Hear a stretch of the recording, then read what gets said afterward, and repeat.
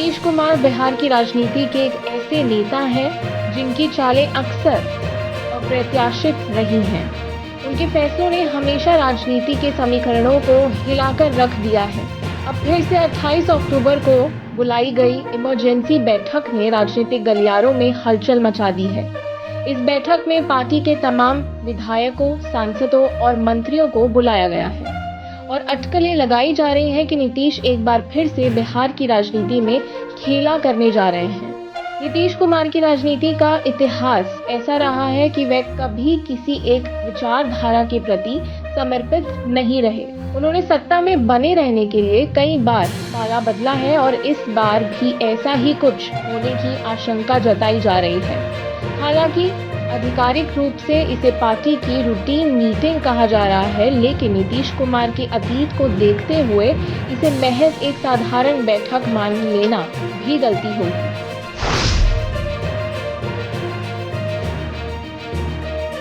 नीतीश कुमार का सियासी सफर देखने पर ये स्पष्ट होता है कि वे गठबंधनों के खेल में माहिर हैं।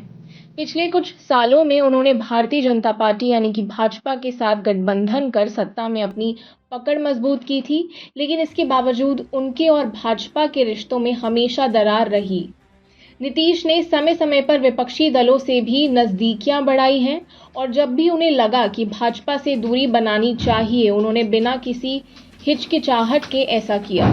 उनका पिछला इतिहास देखें तो उन्होंने भाजपा और राजद दोनों के साथ गठबंधन किया और दोनों ही दलों के साथ गठबंधन तोड़ भी दिया। साल 2015 में जब नीतीश ने लालू प्रसाद यादव की पार्टी राजद के साथ मिलकर महागठबंधन बनाया था, तो उस समय उन्होंने भाजपा से अलग होकर ये कदम उठाया था। लेकिन 2017 में अचानक से उन्होंने महागठबंधन से नाता तोड़कर फिर से भाजपा के साथ सरकार बनाई।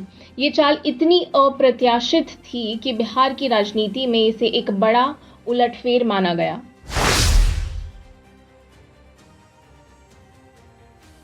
नीतीश कुमार और प्रधानमंत्री नरेंद्र मोदी के रिश्तों की बात करें तो ये कोई छिपी बात नहीं है कि दोनों के बीच तनाव रहा है। 2013 में जब नरेंद्र मोदी को भाजपा ने प्रधानमंत्री पद का उम्मीदवार घोषित किया था, तब नीतीश कुमार ने एनडीए से नाता तोड़ लिया था। उस समय नीतीश ने कहा था कि वह मोदी के नेतृत्व में काम नहीं कर सकते। हालांकि 2017 में जब उन्होंने फिर से भाजपा के साथ गठबंधन किया तो इसे एक बड़ा राजनीतिक पलटाव माना गया, लेकिन इसके बावजूद उनके और मोदी के बीच संबंध कभी पूरी तरह से सहज नहीं रहे। हाल के दिनों में नीतीश कुमार ने खुलकर अपने असंतोष को जाहिर नहीं किया, लेकिन राजनीतिक जानकारों का मानना है कि नीतीश के करीबियों पर एजेंसियों के छापे से वे नाराज हैं। इसके अलावा बिहार में सत्ता को लेकर जो खींचतान चल रही है, वह भी नीतीश कुमार के मन में कहीं ना कहीं असंतोष पैदा कर रही है।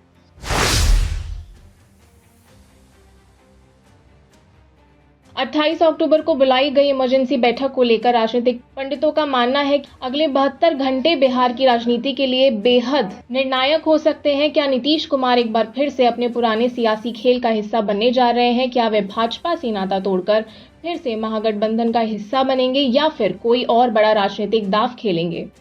इस सवाल का जवाब तो 28 अक्टूबर के बाद ही मिलेगा, लेकिन ये तय है कि बिहार की राजनीति में एक बड़ा उलटफेर होने वाला है।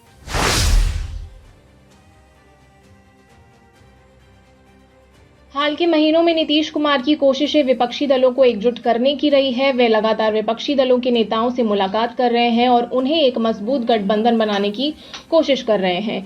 इस पहल के पीछे उनका उद्देश्य 2024 के लोकसभा चुनावों में भाजपा को कड़ी चुनौती देना है। यदि नीतीश कुमार इस बैठक में कोई बड़ा फैसला लेते हैं तो ये भी मुमकिन है कि वे विपक्षी एकता के प्रयासों को मजबूती देने के लिए एक कदम उठाएं। भाजपा और जेडीयू के बीच संबंध हमेशा से ही उतार चढ़ाव वाले रहे हैं। बिहार की राजनीति में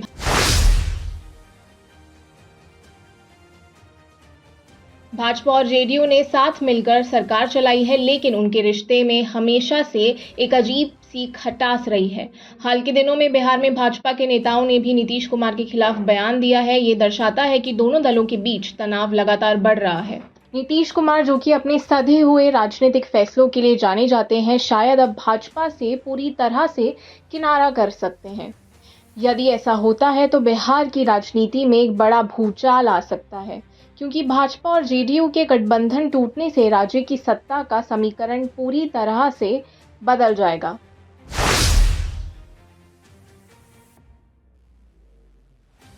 यदि नीतीश कुमार भाजपा से नाता तोड़ते हैं तो सबसे संभावित गठबंधन राजद के साथ ही होगा।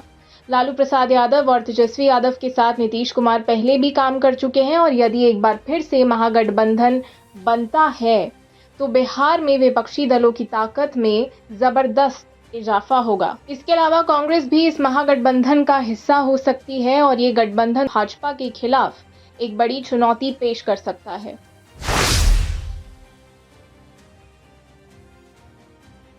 28 अक्टूबर की इमरजेंसी बैठक के बाद बिहार की राजनीति में बड़ा उलटफेर होने की पूरी संभावना है।